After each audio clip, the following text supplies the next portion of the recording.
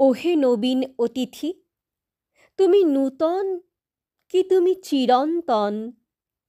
যুগে যুগে কোথা তুমি ছিলে সঙ্গোপন?